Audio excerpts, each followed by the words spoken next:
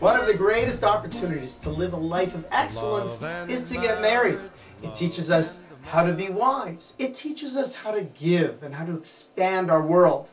However, there are those that think, you know what, if life is about learning Torah, performing the commandments, being good to others, who needs to have someone there all the time that I have to cater to in order to make happy?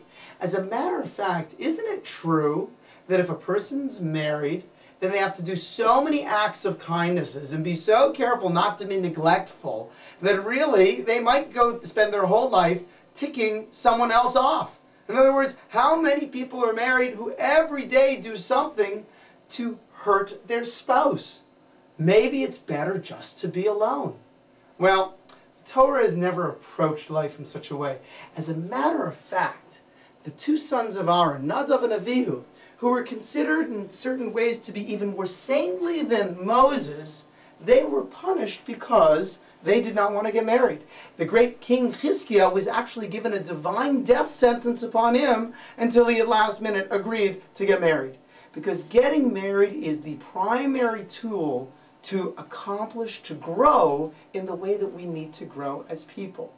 The story is told of the holy celibate who decided one day, hey, listen, I've got a lot of Torah to learn, a lot of praying to do, and I just don't want the hassle, the distraction of a wife and children. So what I'll do is I'll move out to the Hicks, move out to the woods, find a small synagogue, sit down and pray, and anybody who comes to me, of course, I'll teach them Torah.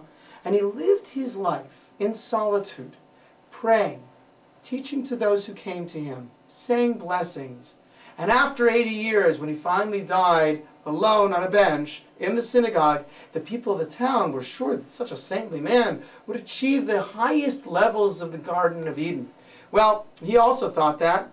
However, when he did go to the next world, how surprised was he to not be greeted by Abraham, Isaac, and Jacob, but rather greeted by a very scholarly tribunal who looked at him and said, yes, you did pray every day and you did mitzvahs and you helped those people who came into your world, but you know what? You missed the whole point of your life. The point of your life was to become the best, the greatest person you could be, and thereby perform tikkun olam, fixing the world in the best possible way that you could. And you tried to do it by yourself. See, the problem is that if you got married, then there would be some times that your wife would say something to you and upset you. And then you would have a challenge. Maybe you'd get angry. Well, once you'd get a little angry, you'd realize, oh my goodness, I have to work on my natural tendency to get angry. If you actually had to get a job and go out and make a living as opposed to subsist on basically nothing, then there'd be times that you'd make money and then develop a desire for more money. And then you'd have to deal with that desire and balance it in your life with the desire to make money and the desire to spend time with your loved ones. If, perchance, you didn't have money, then you'd be forced to actually trust in God that He would take care of your needs.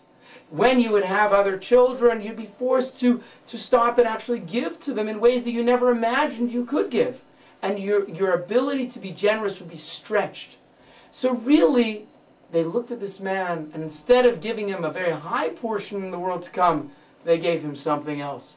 You know, many of us, when we are faced with the challenges, the burdens of life, we feel oppressed, we feel overwhelmed. That's not the way it's supposed to be.